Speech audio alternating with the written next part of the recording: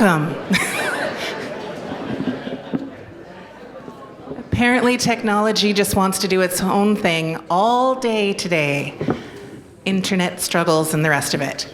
Welcome to our All Candidates Forum this evening. My name is Miriam Bosman. I'm the Executive Director of the Mission Regional Chamber of Commerce. And may I say, it is amazing to see this room full tonight and see how engaged our communities are. Thank you for coming and thank you for being a part of this process.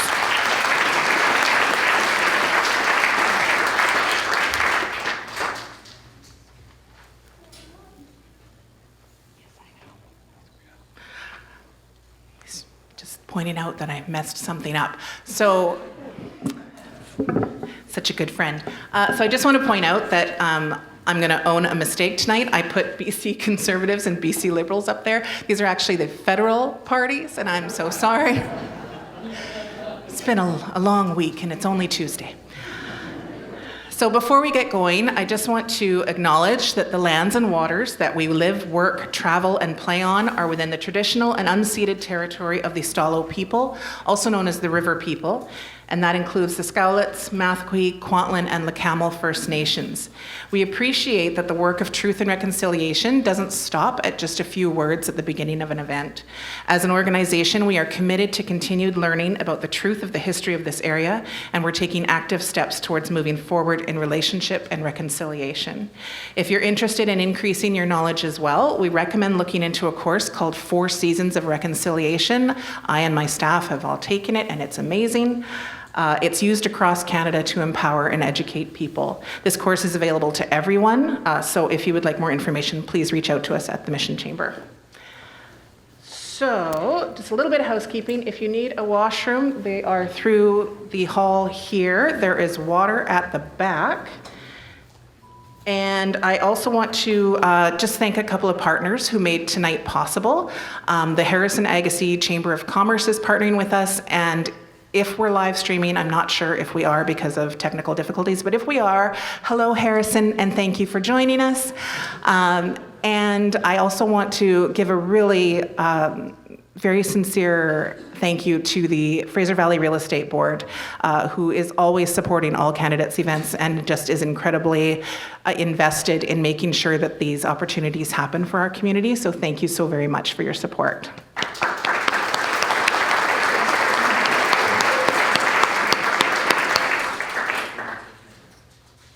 Yeah, you're going to do that. So I'm going to introduce our mediator right now. This is Manny Diol. He is a realtor with Wollstonecroft Realty here in Mission, and he is one of our past presidents at the Mission Chamber, and he's going to go over the rules. Hi everybody, my name is Manny Diol, and I'll be your moderator for today. So the format of the evening goes as follows.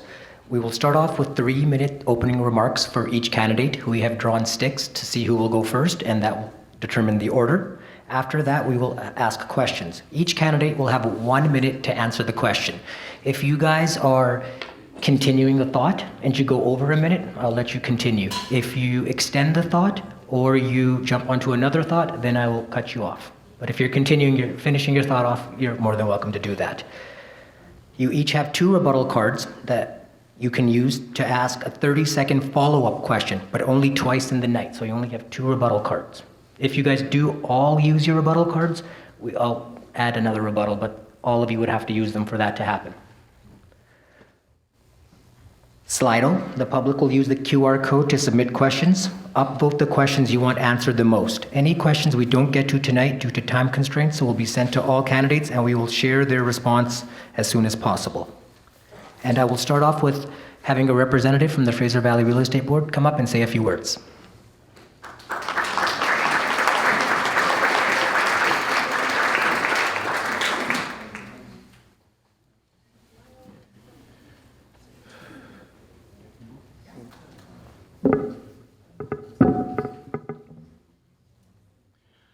Hello everyone, and welcome to today's All Candidates meeting.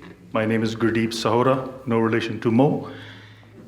And on behalf of the Fraser Valley Real Estate Board, I want to say we are pleased to sponsor tonight's event. A bit about us. The Fraser Valley Real Estate Board represents 5,200 realtors and counting working in the municipalities of White Rock, Surrey, Mission, City and Township of Langley, Abbotsford, and North Delta. We, the realtors, guide, advise, and protect home buyers and sellers, and the board helps us ensure we can help and support our clients through what can be one of the most significant transactions in their lives. The board also ensures that we are upholding the standards of the profession. They provide us with the ongoing training and development, and they provide us with the latest data and analytics for the areas in which we work.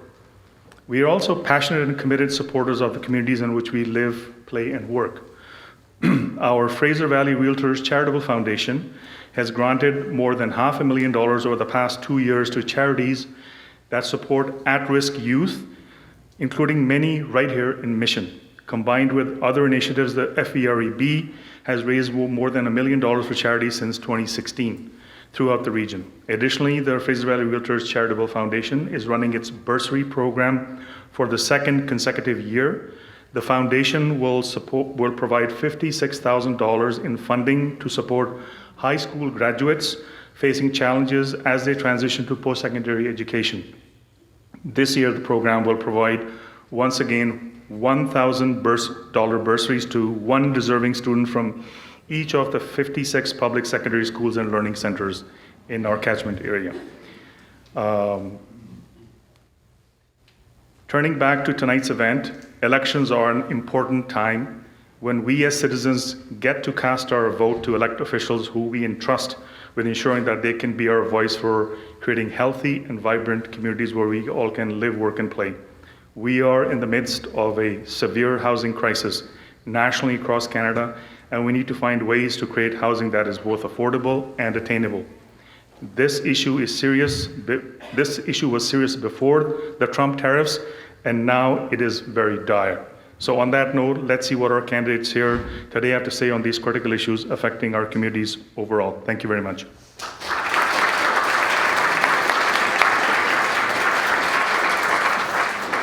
Can you all see Tabitha sitting there? So when she holds up the yellow flag, that means you have 10 seconds left. When she holds up the red card, that means you are out of time. Can everyone see her?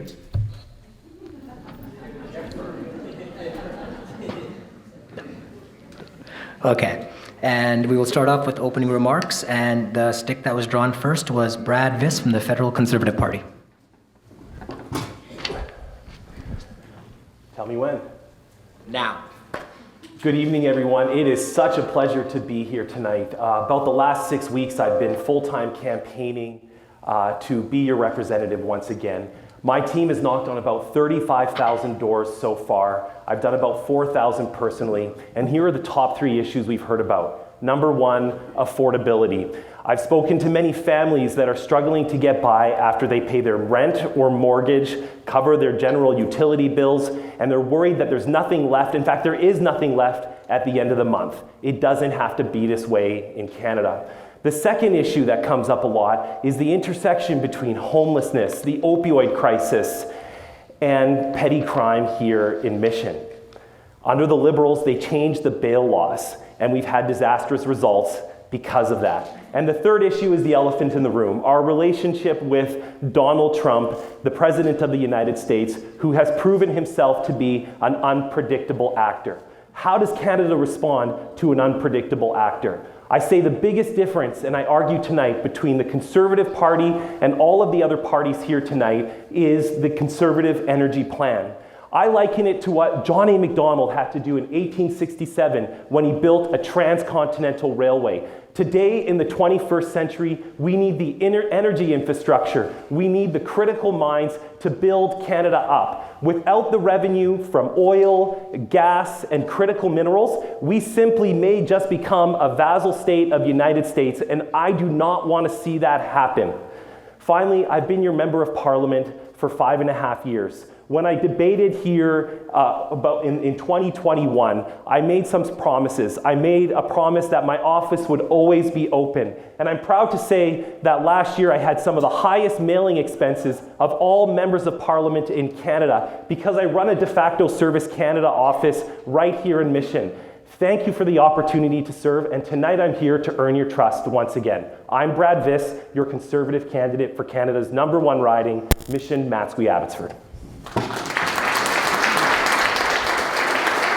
Next up from the NDP party, we have Jules Côté.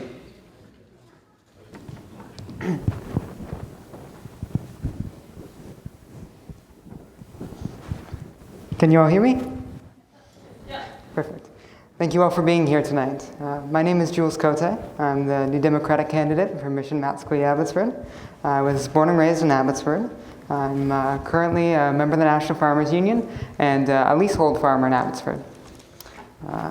I'm currently in my second year studying political science at UFV, and I'm running to be your member of parliament because I believe that we are witnessing a dangerous concentration of wealth and power in the hands of a few. Today, just 5 corporations make 80% of Canada's grocery sales. 3 corporations handle 80% of our wheat, and just 2 make 80% of the country's bread. But it's not just our bread. It's farm equipment, tools, seeds, and fertilizer. It's dairy, pork, poultry, and beef processing. And if our food wasn't enough, nearly a quarter of BC homes are now owned by corporations. That includes 16.5% of single-family homes, more than a third of all condos, and nearly half of all Canadian purpose-built rentals. And their share of the market is growing. In 2020, corporations made a quarter of all single-family home purchases in Canada. And while Canadians are being gouged for groceries and squeezed out of the housing market, our jobs, our sovereignty, and our democracy are threatened by the US on the daily. More than half of the current administration is made up of billionaires. And that doesn't include Trump or Musk. We don't just need an MP who's going to stand up for Canada. We need an MP who is going to stand up for working people, for us. And that's who I am. Because my political career didn't begin in the office of any MLA or MP. My career began when I was 16, protesting for farmers' rights. My political aspirations began volunteering with the food bank and seeing how many folks in my community are struggling. And when you elect me to be your member of parliament, that's exactly what I'm going to do. Serve the people. Thank you.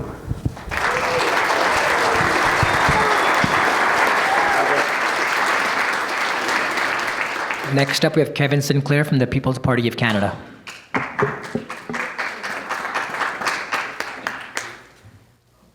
Sure? Okay. Scratch that. Next up is John Kidder from the Green Party. Look at that.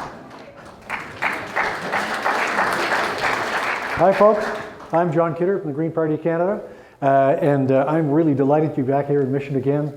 Last time I ran here was in 2019 when my friend Brad was just a wet behind the ears neophyte, and he's now a seasoned member of Parliament and a damn good one. And I don't think there's actually any doubt in my mind, or most of the other candidates, or any of the people in this room who's going to win this election. It's going to be Brad. So I want to make a pitch to you that I think is a little bit unusual. I want to say, think about if you have a second vote. Brad's going to win. So I want to pitch to you some ideas from the Green Party that are different from the traditional old line parties. The NDP, the Conservative, the Liberals, all are part of the same kind of general industrial style that's been around for the last 100 years, and it's over soon. So I want to pitch to you a bunch of new ideas. I want to ask you to think, when the time comes, whether a vote for a Liberal or an NDP person or a People's Party person is going to make any difference or any kind of a statement at all. Or whether or not, if Mission Matsqui Abbotsford has a strong vote for something that is clearly a different point of view, that is clearly an alternative, that's green, then I think that you hear me over the course of the evening, and I think you may come to the same conclusion. That's where you can actually have a strategic vote. This nonsense that this is a referendum about one prime minister or another prime minister is nonsense. It's not the way Canada works. You elect a member of parliament, not a prime minister. I won't get elected, but I do hope to get enough sympathy, not sympathy votes, enough sympathetic, what's the word I'm looking for, enough understanding of the ideas we're presenting and enough sympathy for them that you will cast a vote that will otherwise be truly a wasted vote. So that's what I want to say. I do want to speak for just a moment about the nature of the multiple crises that we all face, not just in Canada. We're facing them around the world. If you look around the world, you see Mr. Trump and his buddies. You see Mr. Modi in India with his buddies. You see Mr. Putin with the ones left that haven't leapt out of windows. You see Xi Jinping in China with a gathering of 120 richest men in China. We are seeing, for the first time, alliances of autocrats and oligarchs without any shame. They used to do this in back rooms. Now they do it right up front, and they get applause and celebration. This is not the way the world has to go. We need to get back to actually having democracy and thinking about it. Green Party thinks that we don't want to go the road of the Americans, where you can't invite Uncle Jack to Thanksgiving dinner because he might say something about politics. We think politics should be part of every dinner table conversation in this country, all the time, all the time. And I challenge you to take that back to your families and get people engaged. I look around rooms like this and I see, I say 10 seconds, I thought. I'll stop.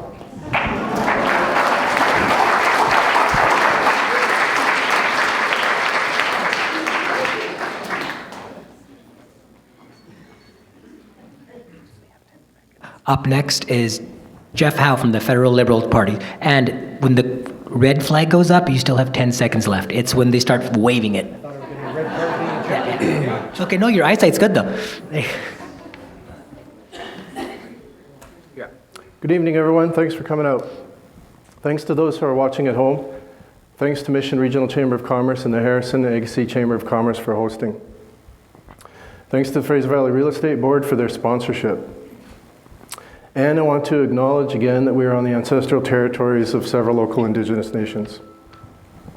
I'm Jeff Howe. I was born and raised in Abbotsford. I'm a proud father of 3 young children. I'm a lawyer. For almost 20 years, I've worked with clients across Western Canada with a focus on Canadian Aboriginal law and human rights law. I believe Canada is facing an existential threat, not just to our economy, but to our sovereignty and our way of life. I believe a Mark Carney-led Liberal government is the only one that is ready to stand up for all Canadians, to build the strongest economy in the G7 and protect our shared future. Until just a couple short months ago, I wasn't interested in entering politics. But watching what's happening in the world around us, I feel compelled to stand up and be part of the team that helps everyone through this. It's inspiring to see Canadians uniting, not in fear, but in resolve, to defend what matters and shape what comes next. Thank you.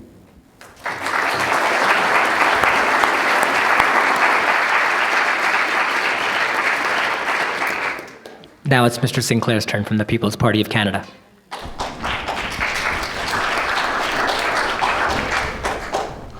Good evening. So my name's Kevin Sinclair. It's my honor to speak to you tonight on behalf of the People's Party of Canada. I'm a truck driver, husband, father, patriot, and concerned citizen. I'm running because I'm deeply concerned about the destructive path our country is fixed on and the blatant lack of leadership and neglect at the federal level to implement solutions to make life more bearable for Canadians. Our party was founded in 2018. In 2019, we got 1.6% of the vote. 2021 tripled to 5%. And our goal is to triple again and have our first batch of MPs elected April 28th. We propose to you policies based on 4 fundamental principles: individual freedom, personal responsibility, fairness, and respect. We do politics differently than this other group here. Instead of waiting for an election to be called and then daily making new promises to you, attempting to buy your votes with your money and worse, printed money, we, in contrast, display our policies year-round, 24/7, and offer relief from this type of abuse. We're the party of small government and more freedom. Now, if you're unfamiliar with the People's Party, it's because we live under a censorship regime in Canada, where our leader was just removed from the national debate stage. The ruling? Instead of needing to surpass 4% of the national vote last election, which we amply achieved, we must now surpass 4% in a rigged polling process, and not a whisper from the media or the other parties represented here. So here's why we're censored. We offer real solutions to the very real issues our disastrous government policies have created. Mass immigration. We will withdraw from the United Nations Global Compact on Migration, impose a moratorium, you got it. Impose a moratorium on immigration until we can get housing and healthcare crisis under control and the negative economic impacts neutralized. We will put an end to inflationary deficits by cutting spending, which these other parties know nothing about, balance the budget in 1 year, and then sustainably lower taxes for everyone and abolish the capital gains tax. But if you want change, you want real change and bold reform in this country, you're going to have to vote for it. So if you vote for what you want, you have a greater chance of getting what you want. See how I just appealed to your intelligence and not your emotions? We're your insurance policy for real change. We are the People's Party. Thank you.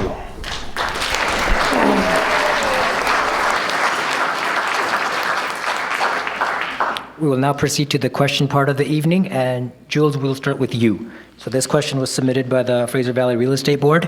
What specific policies or initiatives will your government prioritize to increase the supply of affordable housing in the Fraser Valley and the Mission-Matsqui-Abbotsford area in particular?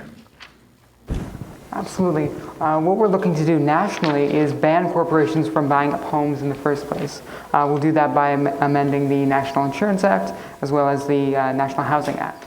Now, in order to create the infrastructure that we need to densify and build more homes, we're going to fund infrastructure projects, like the water and sewage systems that we need in cities like Mission and Abbotsford. To do that, or at least what I would do if elected to be your MP, I would, of course, write to the Minister of Infrastructure and hopefully get grants and federal funding into Mission and Abbotsford to build that infrastructure. Thank you. Next will be Mr. Kidder. We think that part of the problem in Canada is that we have really abandoned the idea that part of a government's job is to house people. I am so old that I can remember back in the 70s when we took it on as a national task. I'm not old enough to remember back in the 40s when we took it on as an absolute national priority for veterans returning from the war. We think that governments should directly build housing, co-ops, apartments, etc., without necessarily, or obviously getting builders engaged, but without having a whole profit motive attached that requires the builders to make money at the end of the day. Builders can build private housing, but to get the number of units built that we have to get built to house all the Canadians who are unhoused is going to take a full-bore government effort, supported by the private sector, but the government has to lead it and push it and make it happen. Thank you. Mr. Howe? The Liberals will remove the federal rental tax for new home construction. We'll build 250,000 new homes. We'll provide low-interest access to capital for builders. I say again, we'll provide low-interest access to capital for builders. I'll help unlock unused federal lands for housing in our riding. We will remove the GST for first-time home buyers to increase affordability. The Liberals are proposing that the federal government get involved in the housing construction industry in a way not seen since the years following World War II. I'll make sure that housing is built that Mission needs, not just the most profitable housing. Thank you. Mr. Sinclair?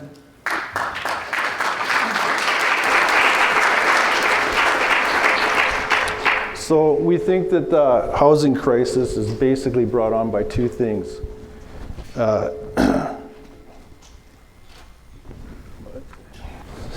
Sorry. Inflationary monetary policy and supply and demand because of immigration. So we would cut immigration, we would impose a moratorium on immigration until the housing market could cool down. And we would cut spending. So you got the feedback?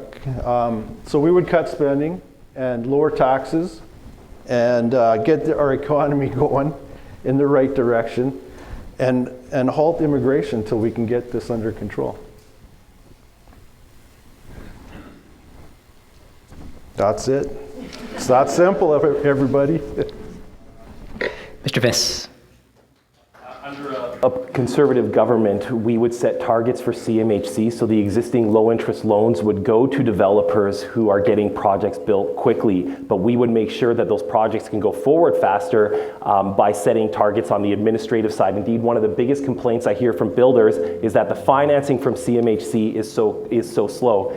Number two, we need densification policies. Infrastructure dollars to communities should be tied to the number of homes they're built. Under a conservative government, we will incent municipalities to increase the number of homes built by 15% each year. We're going to eliminate the GST on new homes, and I'm already working to unlock federal lands in the region to bring more housing here. Thank you so much.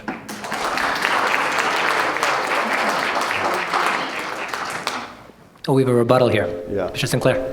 So one of the things we would do is we would privatize or abolish the CHMC, because the only thing the CHMC does is allow people to buy houses they can't afford and rack up huge debt that the taxpayer is going to be on the hook for, or the government, which is the taxpayer. So we would abolish it or privatize it. Thank you. Thank you, Mr. Sinclair. If you look straight ahead, I think the mic will work better. I think that's where the feedback's coming from. Oh, okay. How's that? Okay. The next question, we're going to start off with Mr. Kidder. How will you support improvements to healthcare access and reduce wait times, particularly in Mission and Abbotsford? Well, I can't speak to particularly in Mission and Abbotsford, but I can speak to what we would do across the country to improve healthcare and reduce wait times. Number one, we would have a little bit of a talking session with the professional clubs that restrict the supply of doctors.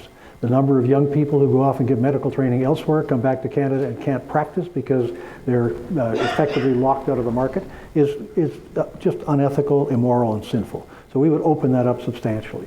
We would make sure that we treat mental health as health, part of the package, all the same thing. We would make sure that transfers to the provinces from the federal government are fully accountable, so the provinces come back to the feds and say, this is what we've done with the money. The federal government has been increasing dramatically the amount of money sent to provinces over the past 20 years with very little action on the ground. My friend Sonia Firstenow said that BC's problem is the bed to bureaucrat ratio. We'd work pretty hard on that. Thank you.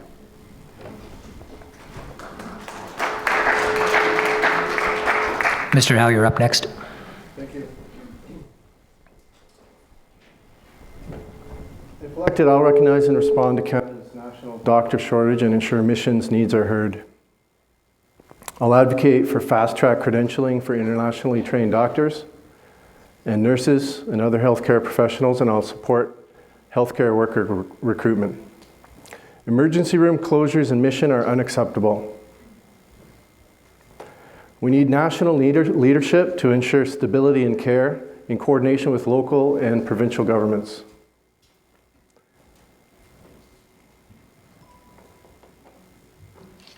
Thank you. Mr. Sinclair? So healthcare under the Constitution is exclusively a provincial jurisdiction. For years, the federal government has imposed conditions set in the Canada Health Act in exchange for transfer payments, discouraging innovation. So we would give up the GST, which is roughly $51 billion, same as the current health transfers sent out to the provinces. We would stop meddling in provincial jurisdictions, end the confusion over who's responsible for our failed system, and incentivize provinces to implement more efficient and less costly systems developed by other developed countries.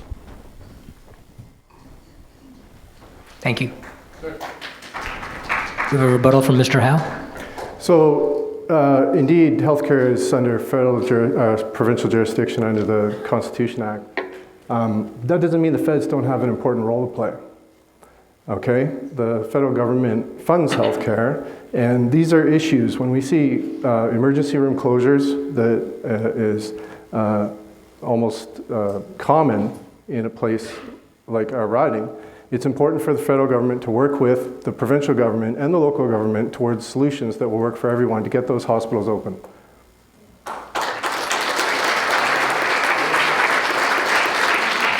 Mr. Viss? The Party of Canada has announced the Blue Seal program. We want to eliminate the discrepancy between immigration, that is taking doctors into Canada to be taxi cab drivers, and licensing, which is done through the various colleges. We want to professionalize the licensing process so that a doctor trained in a foreign country and those Canadians that were already talked about can come here. They're going to be able to write a test. They're going to know within 60 days whether or not they pass that test. If they pass that test, they're going to be able to practice in Canada. In the meantime, for those doctors that come from other countries who have families to support, we're going to provide them low interest loans and give them the time to study. The discrepancy between the colleges and immigration is unacceptable. Other countries do this, we can do the same. We can address healthcare through a Blue Seal program.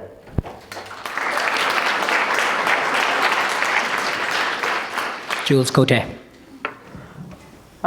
What New Democrats are calling for is a national medical staff training program to ensure that doctors and nurses trained in any part of the country can receive their certification and get working right away. But what we're also calling for is to reduce the administrative burden that has been put on physicians. Physicians in Canada waste millions of care hours per year doing administrative tasks that could be fulfilled by administrative staff or are completely unnecessary. We're also calling for greater funding to the provinces to ensure that they have the funding necessary to grow the number of medical school seats and nursing school seats to ensure that we're training enough staff to maintain the hospital beds that we already have.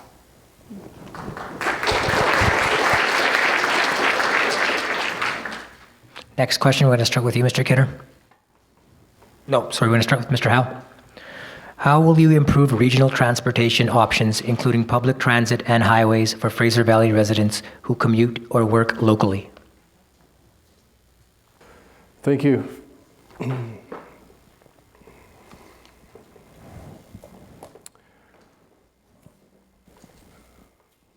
So, a Mark Carney-led government will fund community-scale infrastructure. I'll make sure Mission has a seat at the table. The Mission Abbotsford Bridge and the Murray Overpass need long overdue upgrades and a new alternative like the Highway 7 Mission Eastern Bypass. Electing a Liberal here means Mission's needs are heard in government, not ignored in opposition.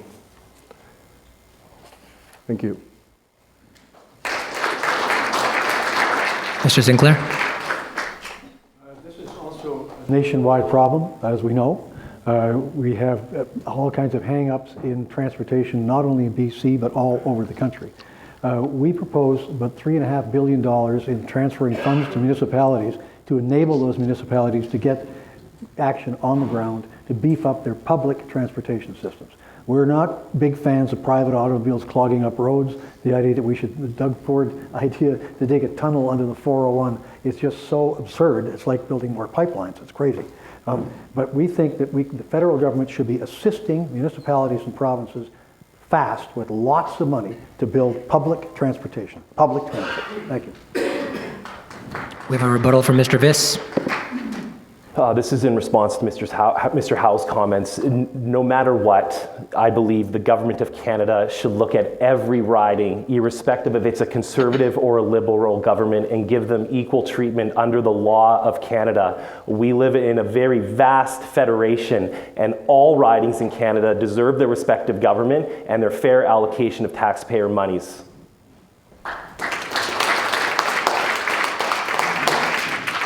We have Mr. Howe's last rebuttal.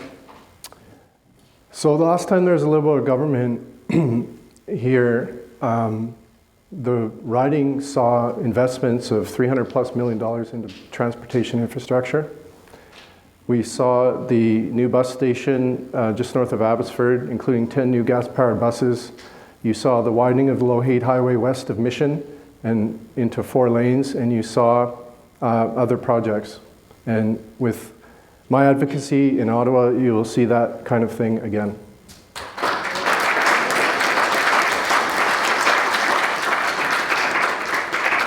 Mr. Sinclair?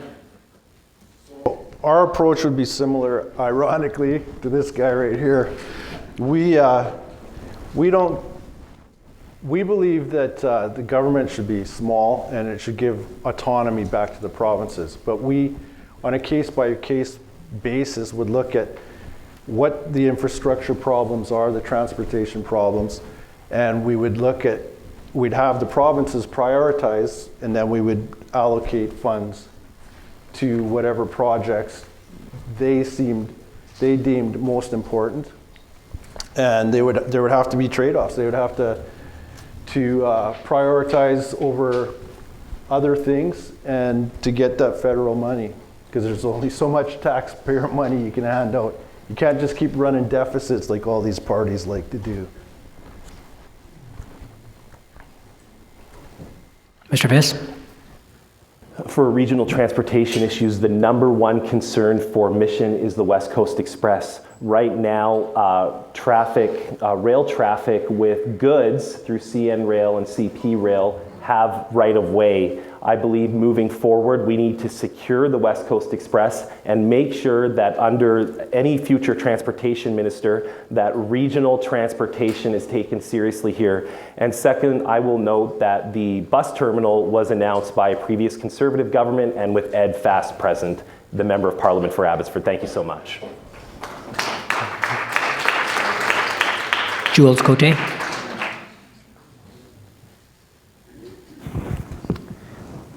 New Democrats, as a part of our trade war strategy, have committed to using the revenues raised from dollar-for-dollar tariffs on the U.S. To fund shovel-ready infrastructure projects.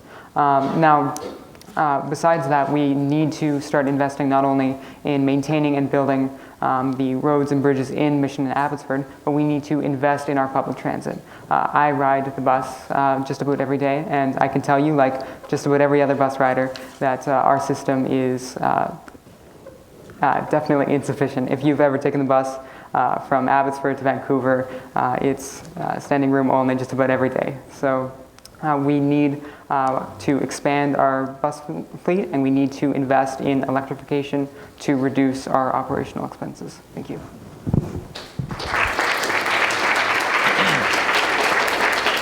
Next question, we're going to start with you, Mr. Sinclair. What specific policies will you champion to help small and family-run businesses in the Fraser Valley stay competitive and thrive in a changing economy?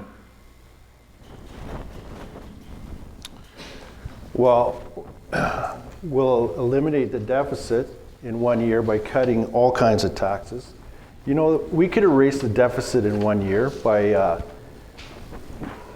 we could cut equalization payments in half, that's $13 billion. We would stop corporate welfare, subsidies to corporations and businesses, that's $25 billion. And once we get the deficit wiped out, we can lower taxes for everybody. We can abolish the capital gains tax, we can lower corporate taxes and personal taxes. That's what I would do to help the citizens. Mr. Viss?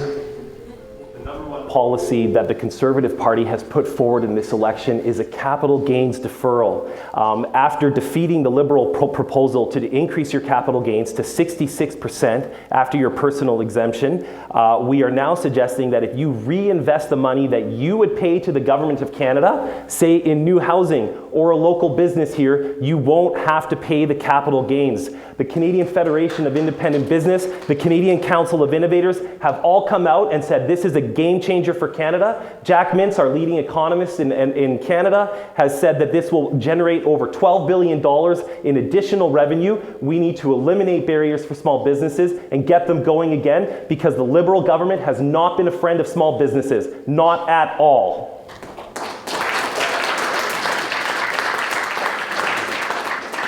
Jules Côté? Liberals and Conservatives both voted in favor of maintaining the Canada Emergency Benefit Assistance deadline, which essentially put a burden on small businesses who took out loans during the pandemic to support themselves and keep themselves afloat.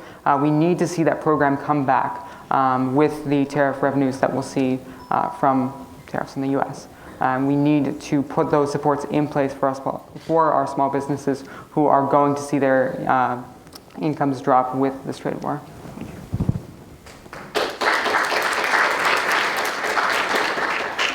Mr. Kidder? Well, we think that small business is actually the backbone of the country, completely the backbone of the country, and we've given it over to very large corporations. If you look at the energy sector, it's 88% of the shareholders in the energy business in Canada are American, in very large corporations. The Small Businesses Act around the periphery of that.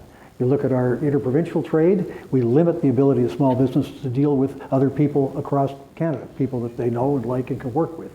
We think we have to focus hard on getting small businesses back into the game. We think in the tech sector, especially, which I have been from, we need to encourage small businesses to actually build and grow, not following the capital plan of the banks and the venture capital sector up here, to grow it up till it's the size of a 28-ounce tomato can so you can sell it to the U.S.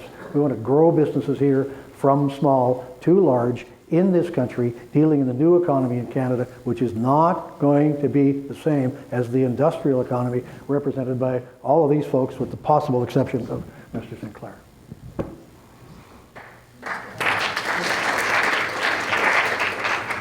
Mr. Howe? Thank you. I would be very grateful if you would repeat the question, please. What specific policies will you champion to help small and family-run businesses in the Fraser Valley stay competitive and thrive in a changing economy?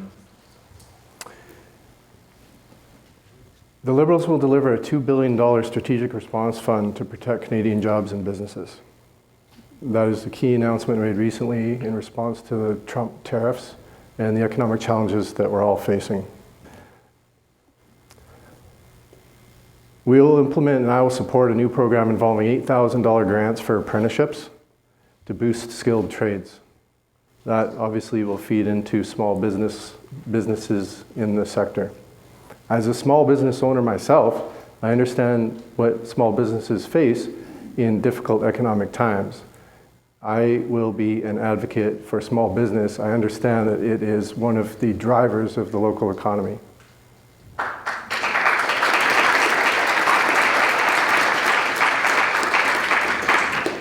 The next question will start off with you, Mr. Viss. With increasing demand for rental housing in the region, what measures will you take to support renters and small-scale landlords while balancing affordability and the viability of the rental market? Well, I think the previous policy that I just announced will be a game changer for purpose-built rentals. By deferring capital gains, say someone sells one property and they want to invest in another. Instead of paying the government money, they can reinvest that in our housing shorted stock. Secondly, going back to CMHC, we need that organization to be more accountable to developers to get the money out the door quickly. I think those two policies can make a noticeable difference in the construction of rental housing here in the Fraser Valley. Thank you. Jules? New Democrats have committed not only to funding infrastructure projects and giving that money directly to municipalities, as well as funding that money through provinces. But we've also specifically committed to restricting short-term rentals to ensure that tenants are not forced to only take out short-term rentals when in reality they're looking for long-term rentals.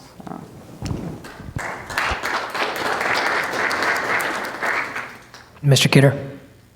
And this trespass, or not trespasses, I think that's the word my friend would use here, works with provinces, of course, right? The provinces are the locus of most of this problem. We think we'd, number one, abolish real estate investment trusts. We would try to get the profit motivation out of low-cost housing. It doesn't help, it doesn't work, it's not synchronous with low-cost housing, it's synchronous with profit housing. So we would just make that go away if we could, or try to convince governments to make it go away if we had the balance of power. We think, again, as I said earlier, that governments should be building rental housing and cooperative housing, building it with government money on government land, hiring the builders and putting it in place. That's the way to solve the issue directly. If we keep going thinking that we can bribe industry to do this, which is what all these plans are about, it's just silly, you know? It has never worked in the past. It won't work in the future. Thank you. Mr. Howe? Again, can I hear the question one more time, please, sir? Sure. With increasing demand for rental housing in the region, what measure will you take to support renters and small-scale landlords while balancing affordability and the viability of the rental market? Well, again, the Liberals are proposing that the federal government get involved in housing construction in a way that we have not seen since the years following World War II. The program implemented then, when the federal government intervened in a national housing crisis, was very successful. The federal Liberals are proposing to engage in the housing market in a similar fashion to alleviate the housing crisis we face currently. I think we can all agree that rents are too high, and I think we can all agree that too many of the new builds in the Mission area are for-profit, too far on the for-profit spectrum. We need affordable community housing for people that can't afford the 4,000 square foot house or to rent one.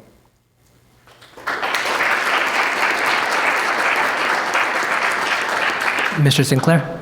So we won't get this problem fixed unless we deal with the root cause, mass immigration.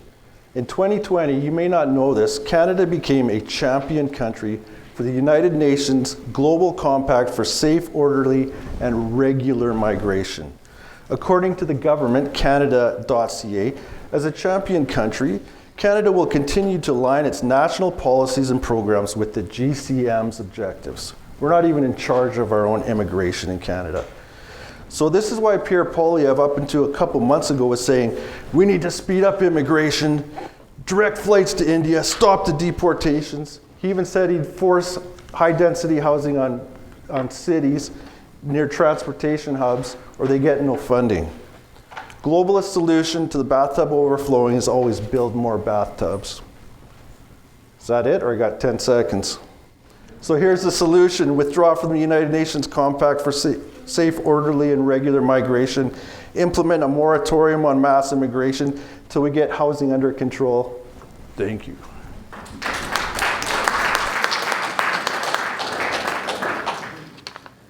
Next question, we're going to start with you, Jules.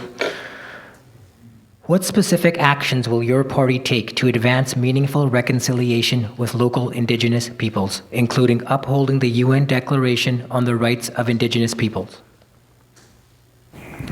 Absolutely. We need to fulfill all recommendations made by the Truth and Reconciliation Commission, and we need to fulfill all recommendations made by the Missing and Murdered Indigenous Women Commission as well. We need to make sure that we're doing right by First Nations and that we are directly following their lead and what they are telling us that their communities need. Thank you.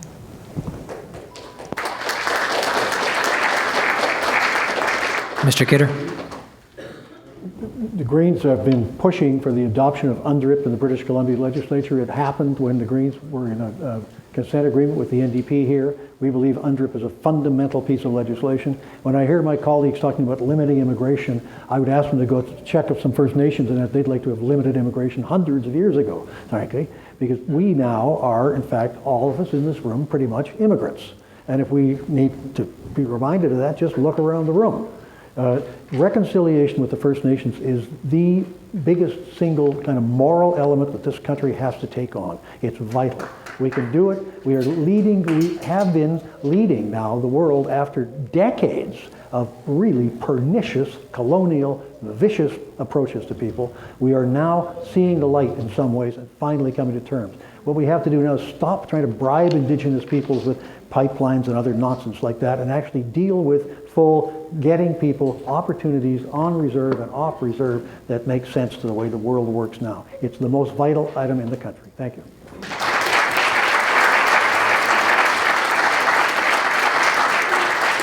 Mr. Howe? Thank you. I don't disagree with my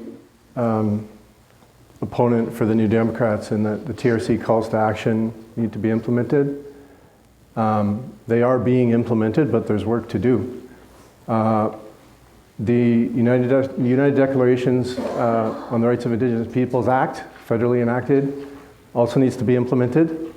And of course, British Columbia has a provincial act that is similar, and that also needs to be implemented.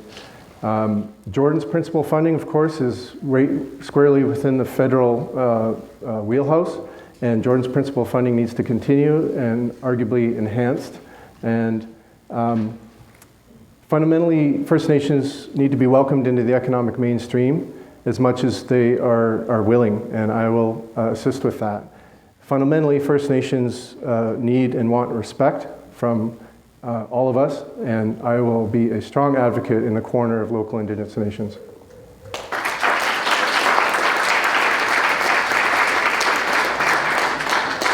Mr. Sinclair?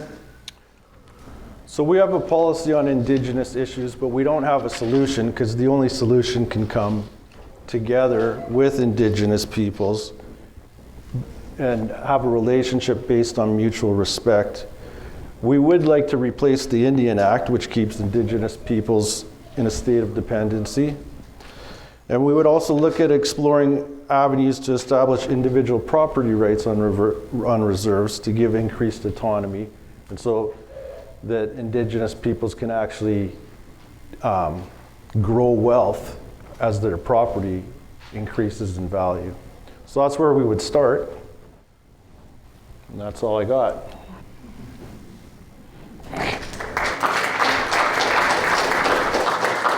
Mr. Viss?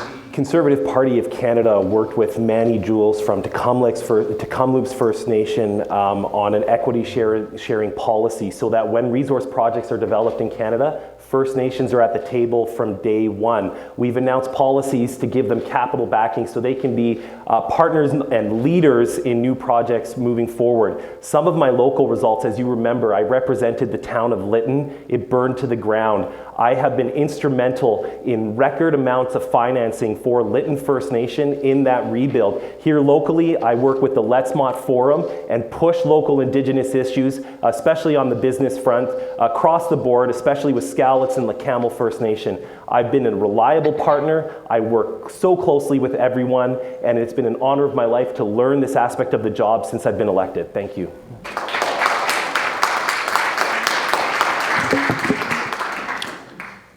Oh, we have a rebuttal from Mr. Kidder. Brad, I appreciate the work that you in particular have been doing in Lytton for sure. But I do want to mention what Grand Chief Stuart Phillips said about, as I put it earlier, bribing First Nations across the country to take part in what are called resource projects, which is a cover-up word for piping more oil. What Grand Chief Stuart Phillips said was, this is the beads and trinkets of the 21st century. And we will look back upon this as bribes that will not function, will not serve the First Nations across this country well at all. They're short-term idiocy. Thank you. Mr. Kidder, we're going to start off with you for the next question. How do you plan to work with the provincial government to ensure federal policies reflect the unique needs of British Columbians and specifically this riding? Me? Yes. Well, that's an interesting question. I think the unique needs of British Columbians are just as unique as the unique needs of people in Labrador or the people in the Northwest Territories or folks in Quebec. We all have unique needs. We have a federal government which is there to represent our common needs, what we have to do as a country together. That means that we need to find ways to talk to each other without slicing and dicing little jurisdictions. One of the things I've been saying to a couple of folks here tonight is that the Green Party thinks we want to make sure we don't go down the American path of saying you can't invite Uncle Jack to dinner because you might talk about politics. We think you should talk about politics at every damn dinner. I think I said that before. But it is critical that we talk with the provinces, but we do it in the spirit of the nation that is building now after this assault by our orange-haired friend of the South. The building spirit in this nation is something that we can capitalize on. It's a huge opportunity for us to come together and not be so fixated on specific needs of specific regions, but what is it we've all got going on. Thank you. Mr. Howe? Thank you. Donald Trump has started economic war. He says he wants Canada to be the 51st state. He says he wants to economically annex Canada. Mark Carney's Liberals will fight back with our elbows up. We will expand trade with Europe and Asia and reduce US dependency. We'll work with the provinces. Okay, we will work with the provinces to remove interprovincial trade barriers. Goods need to start flowing east-west and offshore as opposed to north-south. Mark Carney's team will implement retaliatory measures designed to hit the U.S. hard with minimal impact on Canadians.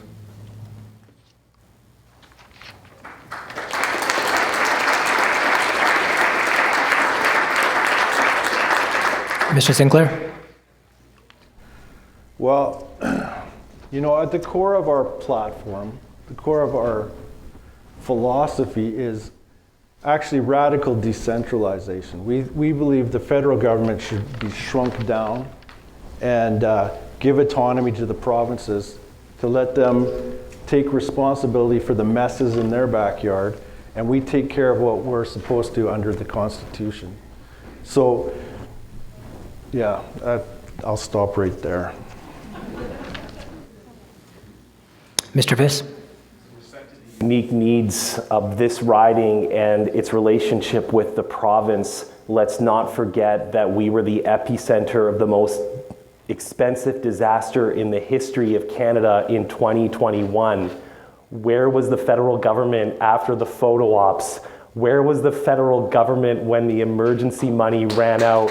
Where was the federal government when we said you made a promise to Mission, Mackley, and Abbotsford that you were going to have our backs, and they turned their backs on us? Let's not forget that this riding has trains down to the south, a border crossing, and a major arterial road connecting the Fraser Valley in British Columbia to the rest of Canada. If Ottawa's not thinking about this riding, Ottawa is losing.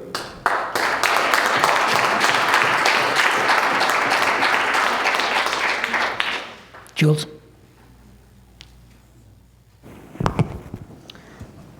Both Abbotsford and Mission have unique needs, particularly here in Mission. We're going to see a huge number of job loss to this trade war, particularly the tariffs on softwood lumber, which is why we need the federal government to step up and make sure that they're protecting good family-supporting jobs in the forestry sector and in pulp mills specifically. We also need to make sure that we're working to protect all those involved in agriculture, particularly in Abbotsford.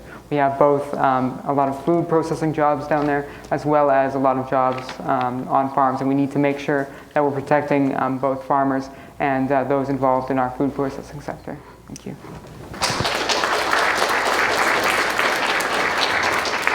Mr. Howe, we're going to start with you. How will you work with the province and municipalities to streamline affordable housing development processes, overcome obstacles and challenges, and obtain buy-in? Well, I would reiterate everything I've said on this topic and relating to it thus far. The federal government is proposing to get involved in the housing infrastructure and housing construction game in a wide array of ways. Housing has been a serious problem in our communities and in many places across Canada in recent years. And it's reached a crisis level, both in terms of new home buys and for renting. When we get in that realm of crisis in just about any field, that's when the federal government has a role to play. And that's when the federal government can come in and assist with its deep pockets and its expertise and its experience. I will work with the province and the local municipality to the best of my ability in these regards. Thank you. Mr. Sinclair? So this question is redundant. Mass immigration. Can I talk about the trade war? Are we going to talk about that tonight? Everyone's here is whining about Donald Trump. You know, we would expose the lies and tell the truth to Canadians on how our government's been imposing outrageous tariffs on international imports for decades. Here's a couple examples. Eggs, 163%, poultry, 238%, cheese, 245%, milk, 270%, butter, 298% tariffs. So when Trump said on national TV, Canada's been ripping them off for way too long, he brought up specifically the dairy tariffs that we impose. The problem is we have a powerful dairy cartel in Canada. According to the Harvard International Review, this is a quote, the Canadian dairy cartel pours $80 to $120 million annually into maintaining relationships on Parliament Hill. Searching the word dairy, in the Federal Lobbyist Registry database yields 7,000 results. You see where I'm going? So we can stop this tomorrow. We could negotiate. Mr. Viss. In respect to overcoming obstacles, let's be very clear here. The federal government in the last 10 years has spent over $100 billion on housing. $100 billion. What were the results? Higher rents. One of the most densified or highest per capita occupancy of any developed country in the world. Under the Liberal government, they have thrown more money at housing and had worse results than you could possibly imagine. The number of young families in Michigan struggling just to get their door into housing is severe. We need to hold CMHC accountable, and we need results. Under the Liberal government, they failed on this policy completely. Jules. We need to work directly with the municipalities to ensure that the money that the federal government is contributing to infrastructure projects is going where it needs to go. And that's one of the biggest issues that we've seen with the Housing Accelerator Fund. On the other hand, though, we have a Conservative Party that is blocking MPs from reaching out to the Housing Minister on behalf of municipalities in their riding for funding from the HAS. And that's exactly where the problem is. We need MPs to work directly with municipal and provincial leaders to see where those governments need funding. And at the end of the day, we can talk about which infrastructure projects federal funding needs to go to. But it's not going to matter until we end corporate ownership of housing. In 1996, Real Estate Investment Trust owned 0 units of purpose-built rentals in Canada. Today, they own more than 200,000. And thank you. Mr. Kidder. I think we've been around this question or variants of it 4 or 5 times this evening, so I've already repeated myself once, so I'll slow down now. I do think it's vital that we understand, as my colleague from the NDP says, that profit motive is incompatible with serving poor people. And poor people are the bulk of the people who've got real issues with housing. Those of us who have incomes, we have issues and real problems, and we need different financing mechanisms. We need other people in the market. But for the bulk of people who don't have homes, do not have places to live, that requires money from the federal government directly to build those places in which they can live. It's not difficult. Hate to sound like Trump, but it's not real hard, eh? Thank you. So that concludes our prepared questions for the evening. We're going to now jump into the slide of questions, and I'm going to start with Mr. Sinclair. What will you do to create employment and training opportunities for young people in the Fraser Valley, especially in the trades and green economy? Say that again, please.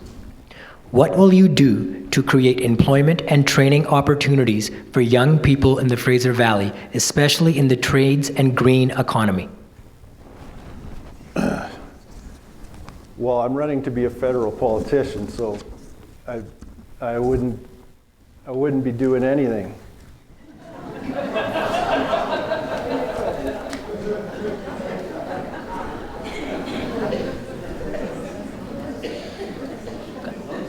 Mr. Viss? This election so far, we've announced a policy to reinstate the trades credit. That covers up to half the tuition cost for people going into the skilled trades. Secondly, on that front, we've been endorsed by the Boilermakers Union this election, and we've made an agreement that with some of the large labor organizations in Canada, the federal government will work with the unions to increase in-house training. We need the union workers to be building the pipelines, the Highway 1 expansion, and the terminal expansion. There is a new relationship between Labour and the Conservative Party, and I think it's a very positive one. Jules? New Democrats have been calling for a national industrial strategy for over 40 years now. We understand that we need a strategy to ensure that our resources that we are extracting are creating good family-supporting jobs for our country, for our province, and for our communities. Specifically, we want to invest in infrastructure like the much-needed east to west renewable energy grid that'll create thousands of good family-supporting jobs in the new renewable energy sector. We will also invest in reskilling and retraining programs for folks who are currently working in non-renewables. Mr. Kidder. We would start by fully funding Red Seal apprenticeship programs across the country. Fully funded. You want to be a carpenter, electrician, a plumber, a tradesperson of any kind of description, we think that's a hugely valuable contribution. We want to fund it. We would also fund university education, like most civilized countries in the world do.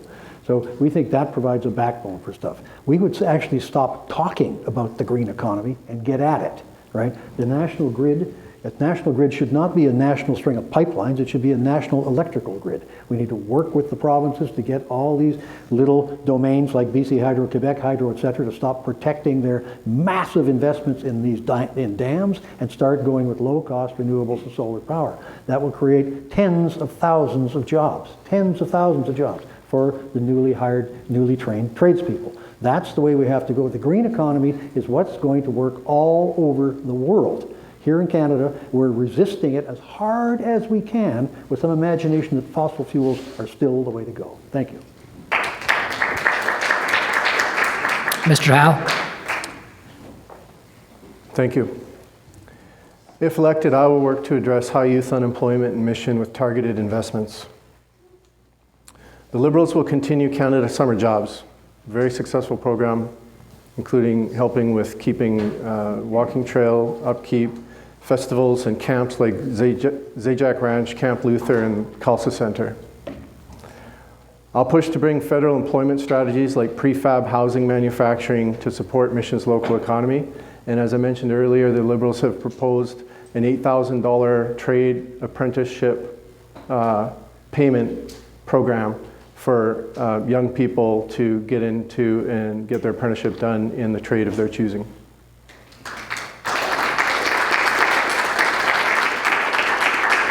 Mr. Viss, we're going to start with you next. Next question. How will you support energy sectors besides oil and gas? Critical minerals. To transition to a cleaner economy, we have multiple areas in Canada where geologists have already outlined that these areas are ready to be mined. You can think of the Ring of Fire. Under a conservative government, we are going to reform the existing Bill C-69, which is the environmental review process, to get projects ready to go as soon as possible. If we do this, we will protect Canadian sovereignty. If we do this, we will loosen our reliance on United States. We need to invest in critical minerals across Canada, and our platform has already outlined a long list of shovel-ready projects that we could get going that have been stalled under the environmental review process today. Thank you. Jules?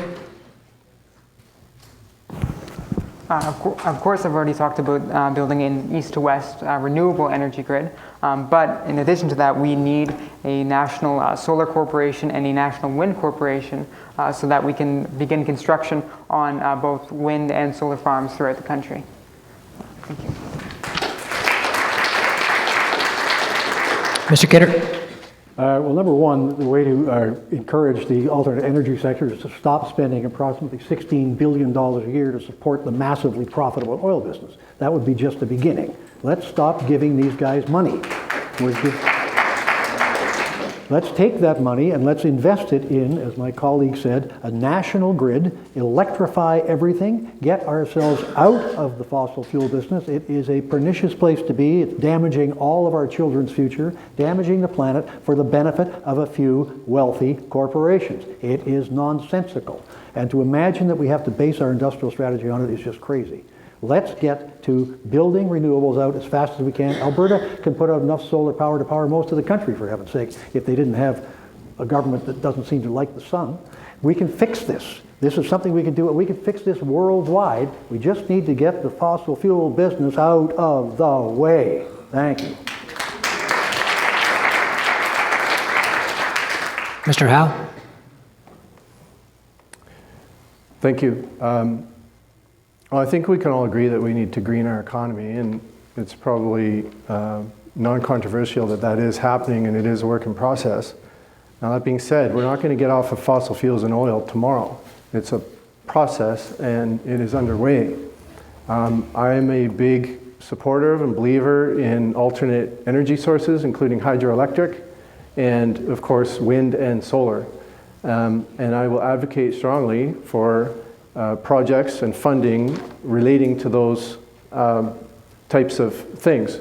I also believe in Indigenous-led conservation. I think Indigenous people have an important role to play there, and they probably have an important role to play in helping to green the economy and getting less and less dependent on fossil fuels.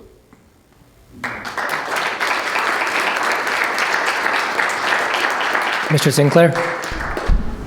So we would take the exact opposite approach from most of the people up here. Surprise, surprise. So we would invoke Section 9210 of the Constitution Act in giving the federal government jurisdiction over pipelines, and we would build pipelines. And like Donald Trump says, drill, baby, drill, because that's the economic engine that pays everybody's rent and jobs and houses.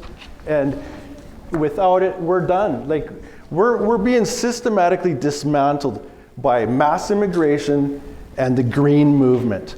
They wipe out the engine of the car, and then they flood the whole country with it's ridiculous.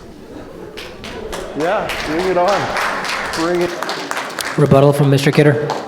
The price of oil today is $60 a barrel for West Texas Intermediate crude. Nobody's making money at that. Nobody's going to drill for new stuff. OPEC has opened up their supplies to flood the market. This game is over. Done. Over. Thank you. That. Yeah. Your philosophy is crippling our economy. You haven't put it in place anywhere. How the hell can you say The that? whole green movement. The whole green movement, man. You ain't seen nothing yet, brother. Nothing. Just to recap, Mr. Vissi, you have one rebuttal left. Jules, you have both rebuttals left.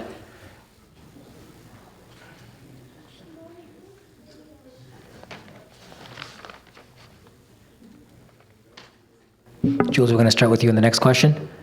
Why should someone living with a developmental disability vote for you?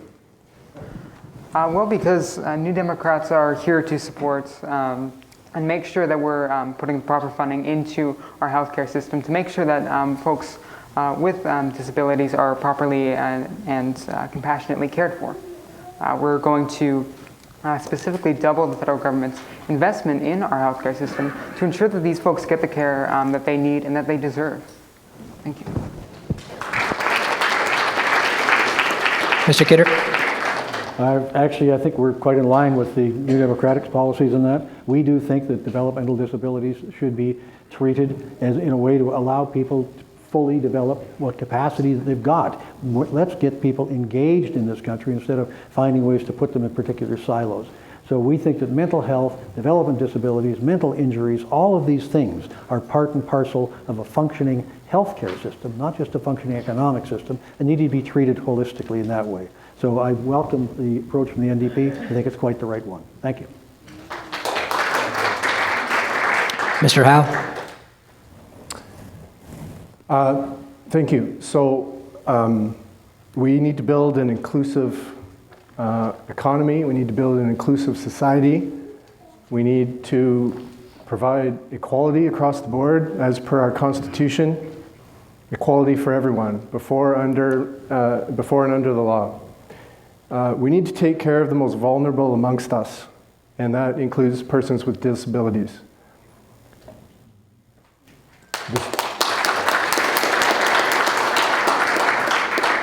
There's a saying that has always rung true for me. The strength of the pack is the wolf, and the strength of the wolf is the pack.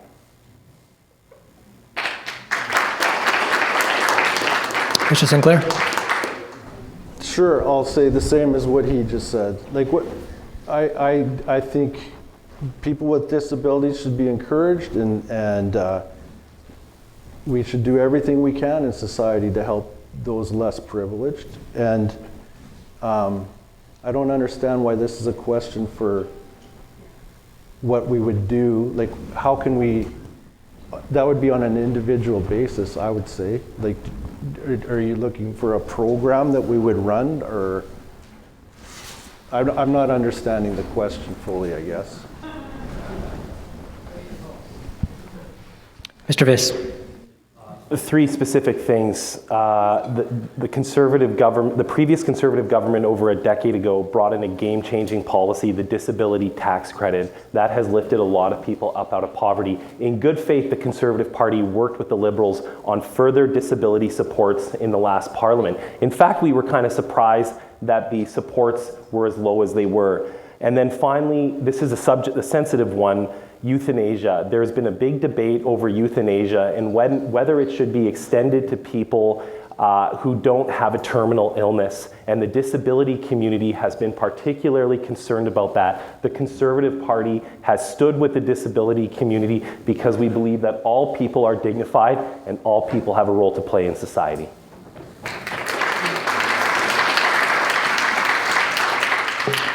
Next question, Mr. Kidder, we'll start with you.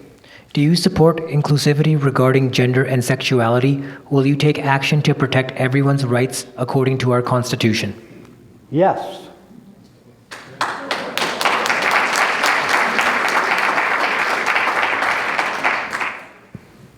Mr. Howe.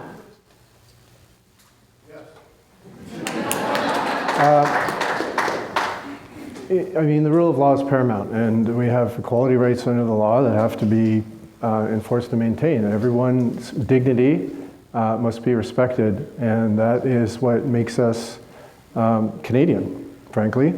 It's, there's no question that we need to be respectful of people's choices, and we need to build an inclusive society.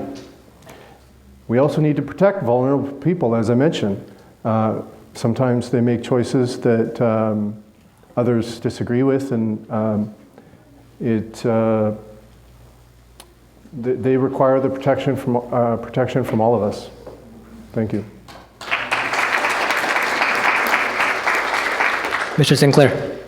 100%. But we can't go to the opposite extreme, like the Conservatives, when they fast-tracked Bill C-4 down parents' throats. So, do you know that right now it's against the law for a parent? It's called the transition therapy bill. Transgender. What's it called, Brad? Conversion therapy. So if you're a parent and you want to stop your kid from mutilating themselves, you can go to jail up to 5 years by trying to go, no, honey, you should be comfortable with your own body. No. So, like, yeah, equal rights for all, but not beyond that. Mr. Viss. Two specific examples. Some of you might remember Max. She was a teenager, a transgendered teenager in Mission here. I stood with this community when Max was bullied. It made national attention, and we have no place for that in our society. And a more recent example, some of you who know me know I love the sport of rugby. And the Vancouver has a team called the Rogues, and they're LGBTQ. They even have trans members of the rugby team, and they get out there and they play, and it is so much fun to play against the Rogues every day, to do the sport we love, and I think that's a really, and I raised them in Parliament as well, because I love them and I love what they're doing in BC's rugby community. Thank you. No, you've used both your rebuttal cards already. Yes.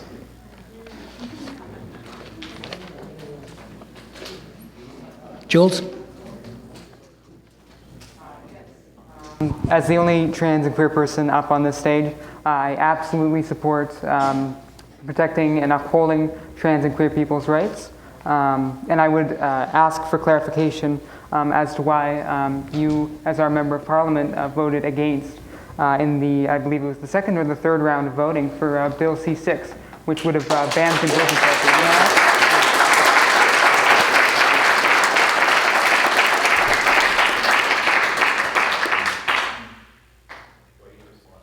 You gotta use your rebuttal. Okay.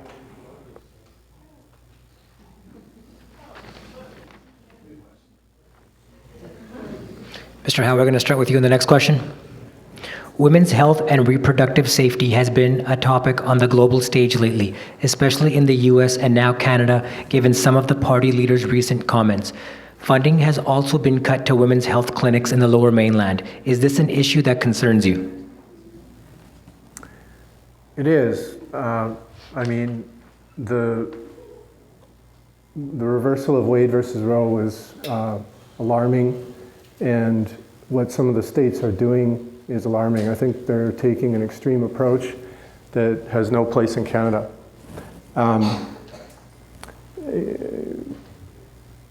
I respect a woman's right to choose. I believe in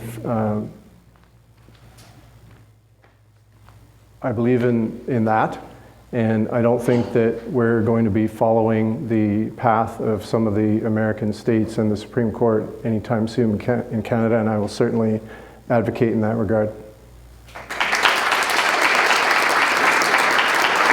Mr. Sinclair? Well, we actually have a 2-page policy on abortion, and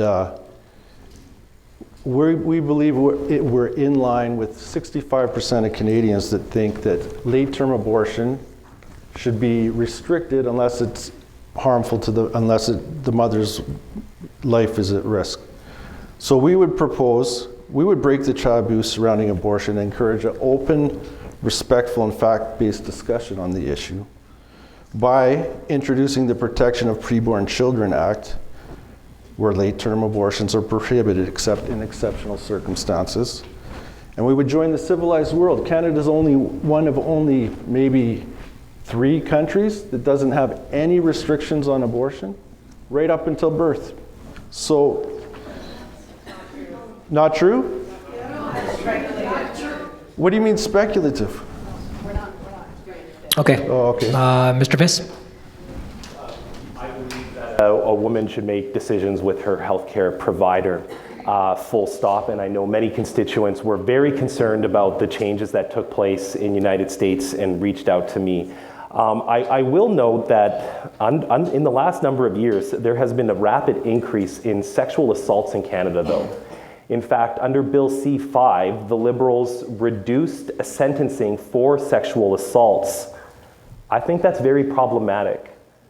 And we need to protect women, and we need changes to the criminal code to avoid further intimate partner violence that we've seen increased in Canada. Thank you. Jules?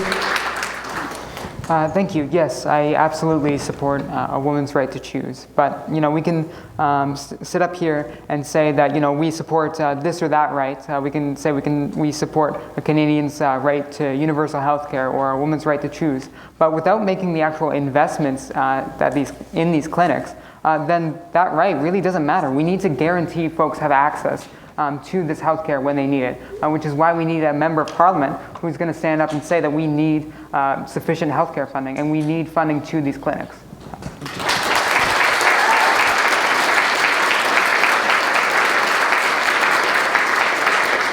Mr. Kidder? Well, I have a couple of disadvantages here. I'm married to Elizabeth May, who's the only female leader of a political party in Canada, and she has been an advocate for women's rights and women's health and action from government on all of these issues for many years. Prior to being married to Elizabeth, I was trained for 32 years by my previous wife, who was a Norwegian feminist till she died. And that's brute force training. I want to tell you guys, if you want to get training, try marrying a Norwegian feminist for 32 years. These businesses, the questions of morality are up to the women, period, entirely, 100%. The questions of how government better funds health services for women, that's a matter for public policy, and we better get at it. Certainly clinics and places for people who've been assaulted, people who are forced to undergo all kinds of brutal rape checks and all sorts of nonsense like that, we can get at that with public policy. But let's not mistake any question about who's responsible for a woman's choices about her body. It ain't anybody but her. Thank you.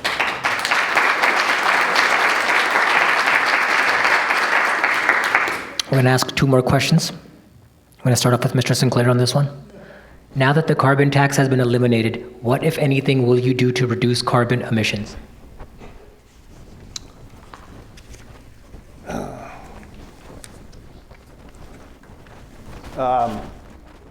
Nothing. I believe that carbon dioxide is actually essential for life. It's beneficial for horticulture. It's not a poisonous gas. It's actually, we would be dead without it. And what is it, 4 parts per billion that it's at? And greenhouses pump it back in at 6 parts per billion, and at 2, life wouldn't exist. So the climate's been changing all the time, and it will continue to change, and it's not because of man-made global emissions. Mr. Viss? First, I'd like to bring up a local company, Mag Solar. My friend Tevin Gill started that a few years, and just in a short time, they've become one of the largest suppliers of solar panels across Western Canada. The Conservative Party believes that we can solve some of the climate-related challenges that we face through technology. I also believe that Canada has a role to play globally. And the number one thing we can do to reduce emissions is to export LNG and offset dirty coal through clean Canadian natural gas. Thank you so much. Jules? Well, first off, I want to mention that I believe it was specifically the consumer carbon tax that has now been eliminated. I believe the tax on emitters is still present. That being said, I want to do away with the carbon tax entirely and replace it with a cap and trade system, which will allow us to cooperate with Quebec as well as California. It will allow us to increase trade specifically for the materials required to transition to a renewable economy. And most importantly, while having the burden that the carbon tax has placed on the economy, it will simultaneously increase government revenues from this program, which will allow us to invest in increasing our industrial capacity to manufacture solar panels, wind and hydro turbines, and all of the materials required to transition to a renewable economy. Thank you. Mr. Kidder? Well, in 2019, that election that I was in with my friend Brad called me a climate alarmist. I think, now that was 6 years ago. And since that time, I think we've seen some issues of climate alarm. Perhaps Brad recalls going to Lytton when it burned up. Perhaps folks in this room recall Sumas Lake returning to what used to be Sumas Prairie. These are climate events, and with all due respect, my friend, they are caused by too much carbon in the atmosphere, which makes it...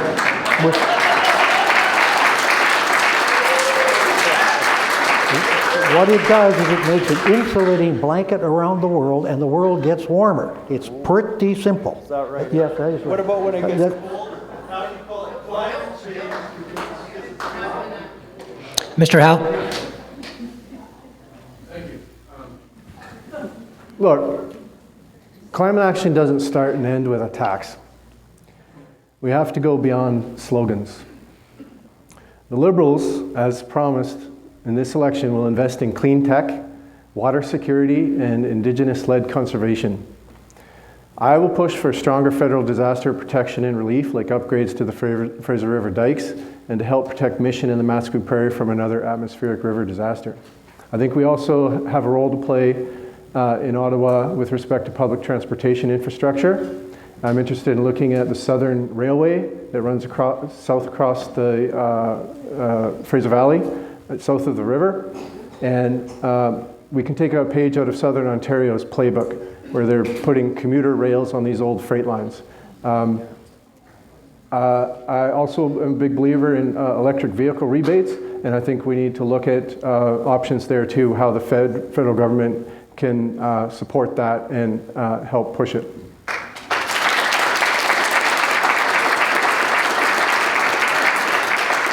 We have a rebuttal. May I ask why a party that is so committed to transitioning us to a renewable economy is on the one hand doling out billions to oil corporations and subsidies, while at the same time putting the burden of paying for the transition to renewables on working people through the carbon tax, as it has for the last, 6-7 years?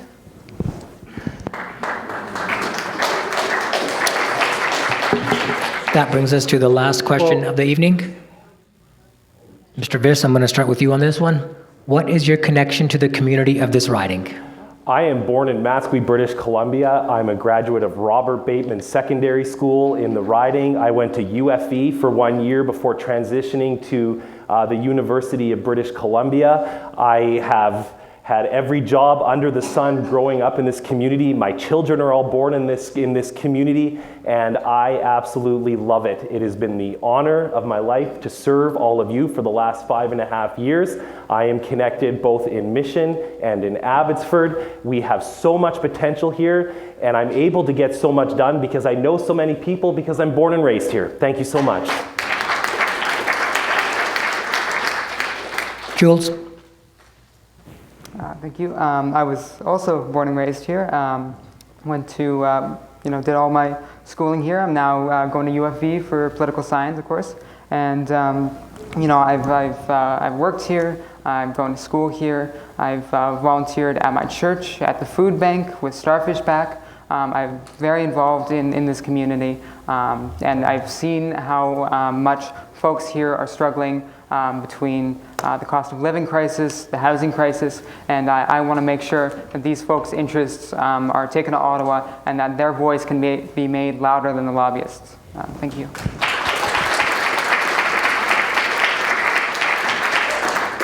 Mr. Kidder? Well, I'm at a substantial disadvantage, aren't I? I've never lived in Mission. I love Mission. I got to know this town when I was here in 2019. I've lived for years in Ashcroft. Ashcroft was a part of the riding, but I'm a dry interior guy, not a deep, wet forest guy. Sorry. But, I think that the job of a member of parliament is to represent the constituents of a riding. I think Brad does that admirably. I think, frankly, any of these other people would do it as well. But I have to admit, I'm not a resident of Mission or Abbotsford or Matsqui, and I can't see any way that I will be. I'm married to a national politician. My roots are in the north and the east and the interior. So I'm terribly sorry. I disqualify myself from the question. Mr. Howe? Thank you. Mission, Matsqui, Abbotsford. This is my home. My wife Tina and I are raising our young kids here, and we want them to grow up in a strong, united, independent Canada. That means standing up to bullies like Donald Trump, defending Canadian jobs, and building a greener, more affordable economy. Throughout the challenges we all know are coming, we need as much economic stability and affordability for people as possible. A Mark Carney-led Liberal government will do exactly that. I'm Jeff Howe, and I'm ready to fight for you in Ottawa.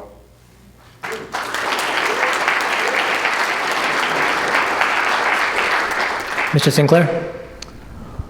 So I lived in Abbotsford since 1999, 26 years.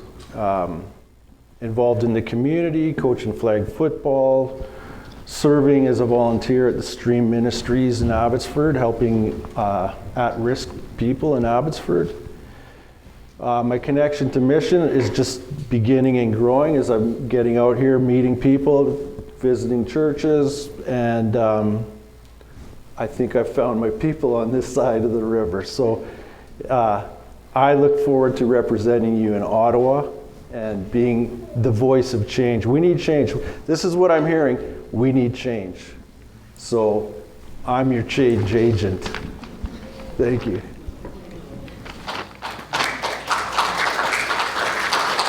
This brings us to our closing remarks of the evening. You will each have 3 minutes, and I will go in the reverse order of how we did the opening remarks. So, Mr. Sinclair, you're first. 3 minutes.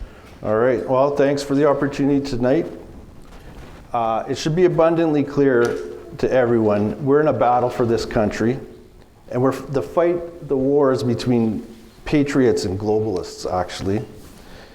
So we're the only party on this stage that's saying that we will withdraw from the United Nations Compact for Safe, Orderly, and Regular Migration and revoke our champion country status. We will implement a moratorium on mass immigration until we get housing and healthcare crisis under control and the negative economic impacts neutralized. We'll put an end to inflationary spending by erasing the deficit in 1 year through, yes, spending cuts. Deficits today are inflation and taxes of tomorrow. So how would we do that? We'd stop funding foreign wars, $10 billion a year. End corporate welfare, giving subsidies to businesses and corporations, $25 billion a year. Equalization we could cut in half, $13 billion.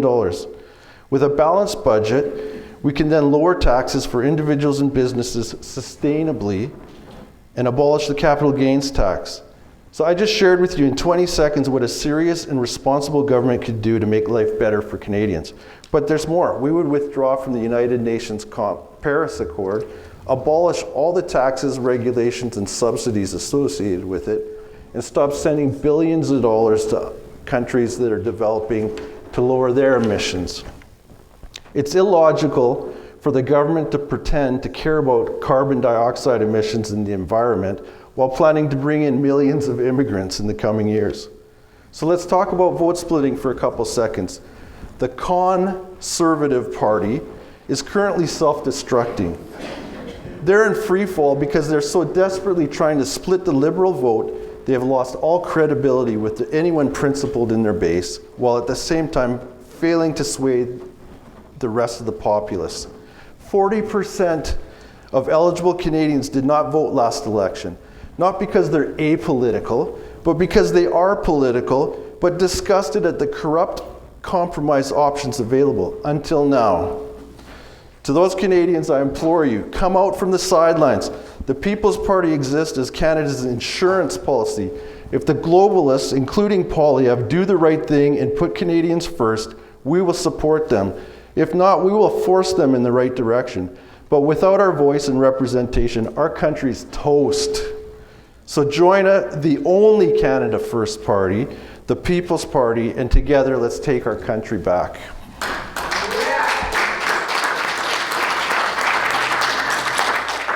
Jeff Howe. Thank you. So I was quite happy to continue on being a lawyer and raise my family quietly and privately. And that was my intention up until about 2 months ago. And I started becoming increasingly upset with what I was seeing going on in the geopolitical environment, particularly with the US and the declaration of war, economic war against us, and now against multiple other countries. And I was watching these threats to our sovereignty and these comments about, Canada becoming the 51st state and referring to our Prime Minister as the governor. And we've all heard it on and on and on. And I was losing sleep at night because I was so upset. And then one night, I laying there, I thought, you can't stay on the sidelines anymore. You have to get involved and you have to see what you can do. Get in the game. And I made the decision to run or to seek the nomination for the Liberal Party of Canada on March 21st. And here I am. I ask for your support. I ask for your vote. Together, united, Canada is strong, and we will get through this challenge, this peril, this historic period. But we have to unite, and we will get through it as Canadians. And I want to be your voice in Ottawa. I will advocate for everybody in our riding. Everybody. Thank you.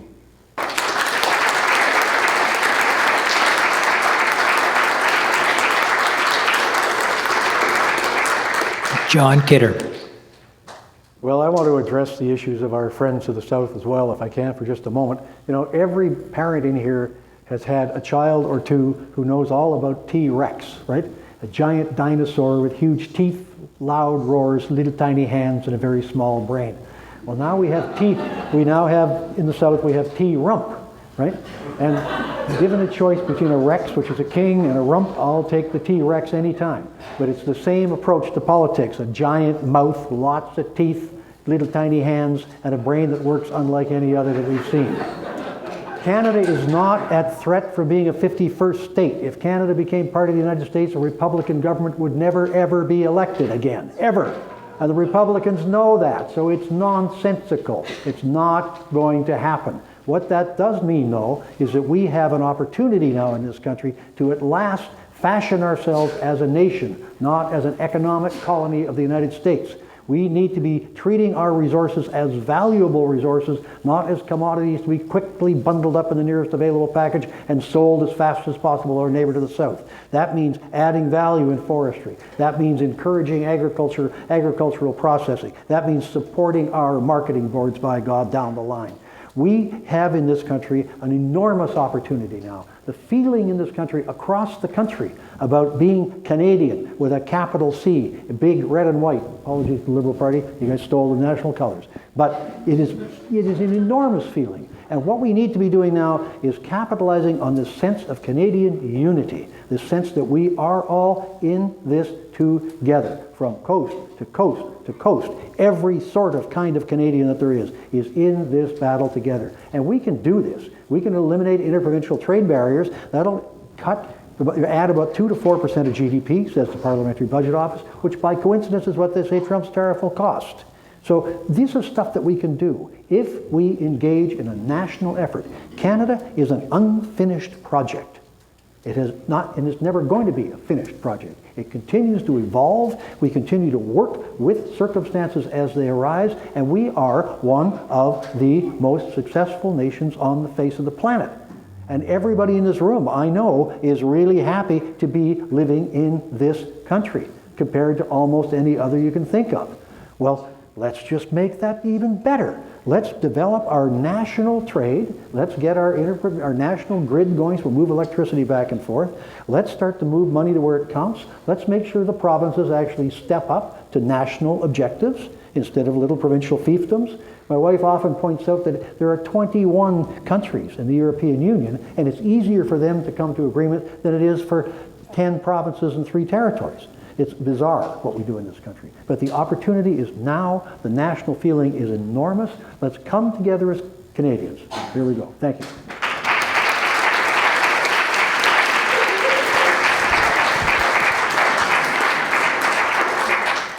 Jules Côté. In 2015, the Conservative government sold off the Canadian Wheat Board to Viterra, a private corporation. 7 years after 2015, the then Liberal government had an opportunity to buy the Canadian Wheat Board back for $250 million. That was the price. And they failed to buy it back.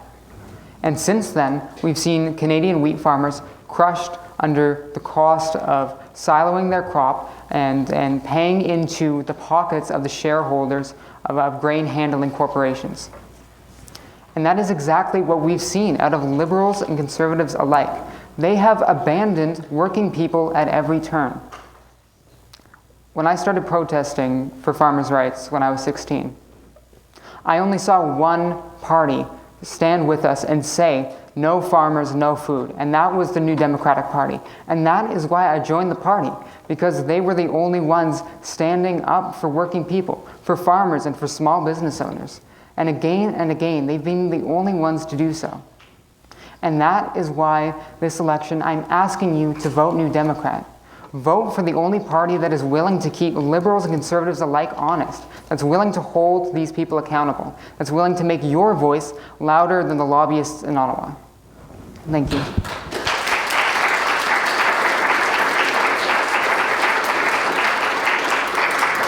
Brad Viss.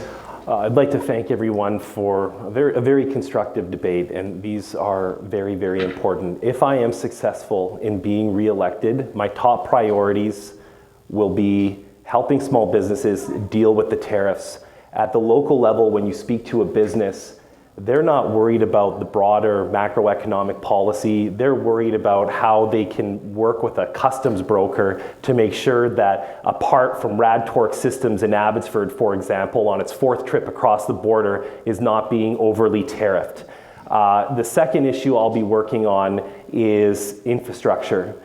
I have to repeat it again that the federal government let us down in Abbotsford and the entire Fraser Valley region when they didn't give us any additional funds to build the pump infrastructure and the highway upgrades and the dike upgrades we needed to make sure that our area is economically, environmentally, and agriculturally sustainable moving forward. This is the #1 priority facing this area. If I'm to go back to what I said in my opening remarks, people are really upset about the criminal justice changes that the Liberals made. I want to see some of those reversed. We need to change the bail laws specifically so that repeat offenders do not wreak havoc on our community. We don't have lots of criminals in Canada, but we have very successful ones, small in number. The other day I was near Brownie's Chicken on the Low Heat Highway, just a few doors down from my office. They told me when I was buying lunch that 4 times in the last 5 years they've had their windows smashed. That's not acceptable. We don't have to live with that. And almost every business in my building has had a similar experience at some point. We need to change the way we're doing things. On agriculture, I believe that we need to protect our supply managed industries. I believe that to move forward, we need a reliable and sustainable Canadian food base to keep our population fed. I don't want American companies that are subsidized under the Agricultural Act in America wiping out our local farmers, which has a broader impact on our entire economy. They need our support. And yes, supply management isn't perfect, but it's a pretty good system that helps our region. And then finally, in respect to some of my work, I have heard you, I have done my utmost to be present. And in fact, I was one of the MPs that has presented more petitions on behalf of citizens than any elected official in the entire country. I take what you say seriously, and I try to enact and operationalize your voice in the House of Commons, because it's my job to be your voice in Ottawa, not Ottawa's voice in the Fraser Valley, in Mission, Matsqui, Abbotsford. Thank you so much.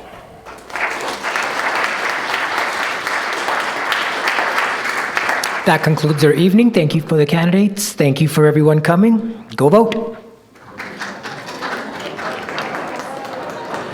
Just want to say that there are some candidate materials in the room out here. If you want to learn more about your candidates, they're probably going to hang out for a little bit, so feel free to visit with them. And thank you all for coming. Good job.